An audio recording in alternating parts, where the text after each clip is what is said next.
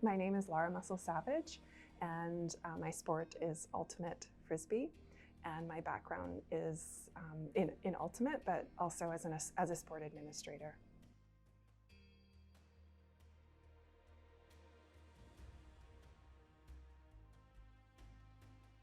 Well, I was a multi-sport athlete and enjoyed all sorts of sports through high school. And it was in our grade 12 year at University Hill Secondary in Vancouver, where the BC Disc Sports Society at the time had an outreach program.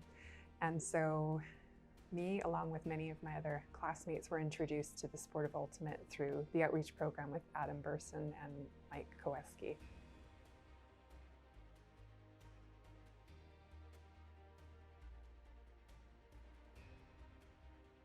Sport has been a huge part of my life because not only has it been something that I've participated in, but it's something that I also have made as part of my career and wanting to maximize sport opportunities for other individuals, particularly for Indigenous youth and communities. So it's been a huge part of my life, absolutely. It's a metaphor really for other aspects of your life. You know, when you're striving for excellence in sport or on the field, you really do have that opportunity to transfer that drive and that passion into other aspects of your life, whether it's in your career or education or even relationships. It can teach you a lot of life skills.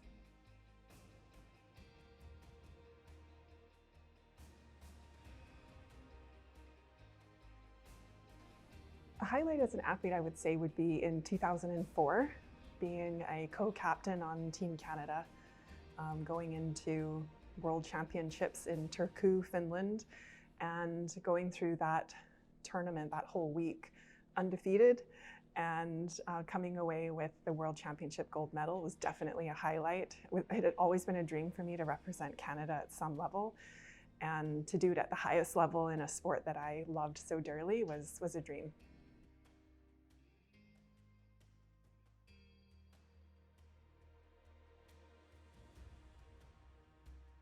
Sport has taken me to all sorts of places in the world that I probably would never have had the opportunity to go to, from all across the United States and Canada for sure, and a few locations in Europe at the international level. So I really enjoyed that part of it, is meeting other teams and experiencing the strategies that other teams employ in a sport has been really, really cool.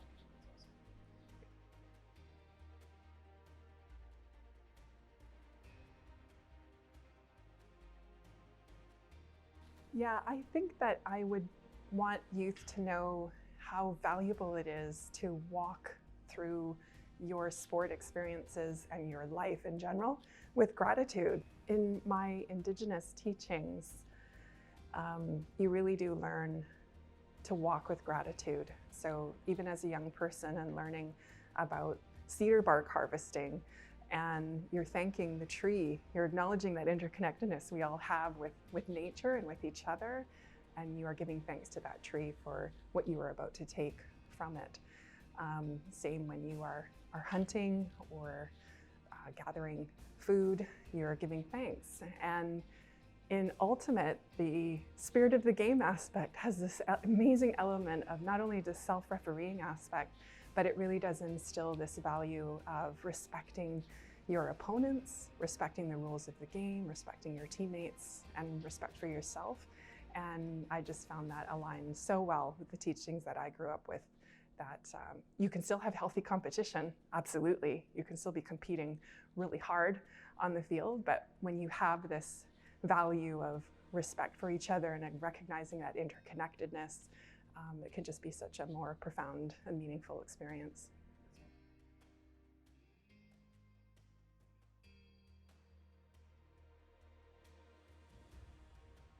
I think it's learning from loss. So there can actually be more lessons taken from a game that you've lost than one that you've won, and that even teams that you have won, there's lessons to be learned from them as well. So just taking a really strength-based approach to experiences, I think, are really helpful. So when you have a team that you've either, maybe you've beaten or you have lost to them, there are lessons to be taken away for sure to contribute to your growth and your development as a team and as an athlete.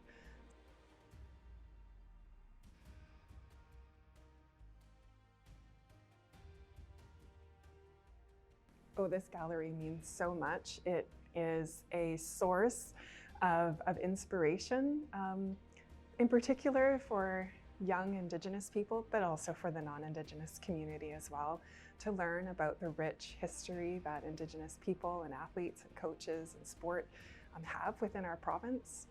And so I think that that is so important, and I'm so proud that BC is leading the way for showing the rest of the world the kinds of stories and the richness and the diversity of them that are available out there for celebrating and sharing.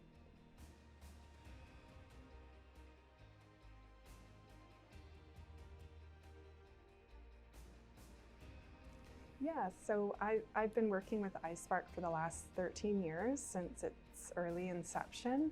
And as Director of Sport, I'm responsible in part for overseeing the Team BC program for the North American Indigenous Games and the National Aboriginal Hockey Championships. And these are examples of events that provide opportunities to showcase Indigenous young talent and skills and abilities, and celebrating them at the highest levels of excellence.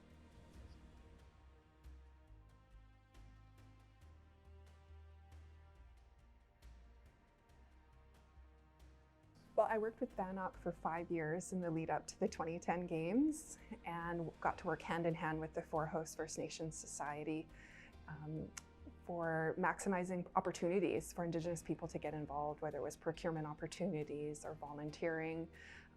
Also a real special project was the Indigenous Youth Gathering that brought together approximately 300 Indigenous youth from across Canada to be a part of welcoming the world to those games, and really seeing unprecedented levels of participation and engagement and involvement from the host society side. So they were recognized as host partners to the games, which was huge. And so was really pleased to also have been a part of the feasibility study to seek an Indigenous-led bid for the 2030 Olympic and Paralympic Winter Games for coming back to Canada. So I've also been a part of that work.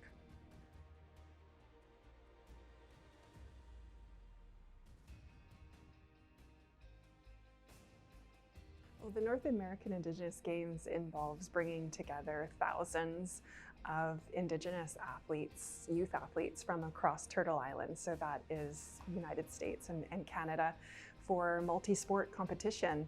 And it follows over a week, and there's 14, 15 different sports featured in those games, from lacrosse and canoeing, some traditional sports like archery, all the way to more modern day sports like swimming, wrestling, basketball. So there's team sports, individual sports. The games are typically held every 3 years, and they've just moved to a quadrennial format, so it's now shifting to every 4 years as of now. So the last games is 2023 in Halifax, and the 2027 games will be in Calgary. Well, I served as chef de mission for Team BC for 2014, 2017, and 2020, which then unfortunately wasn't realized due to the pandemic. And iSpark does oversee the Team BC program for those games.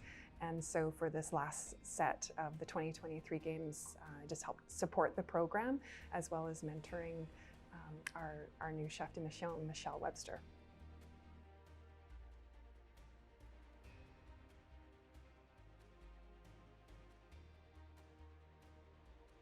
I think what sets the NAG, the North American Indigenous Games, apart from others is really the aspect of cultural unity and pride that those games encompass.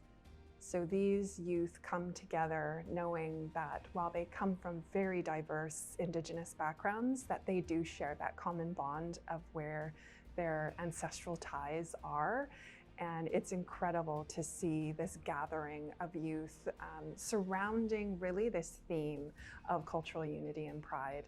We had surveys with the youth athlete participants, and 95% of them indicate that they feel a greater sense of pride as a result of participating in those games. You know, almost all of them report that they feel that they are now recognized as a role model in their community. So the profoundness of the impact and the experience that this has on youth is so much more unique than, say, a mainstream tournament that they might participate in, that it has a lot of meaning to be not only representing the province of BC in these games, they're also representing their community, their nation, and their family.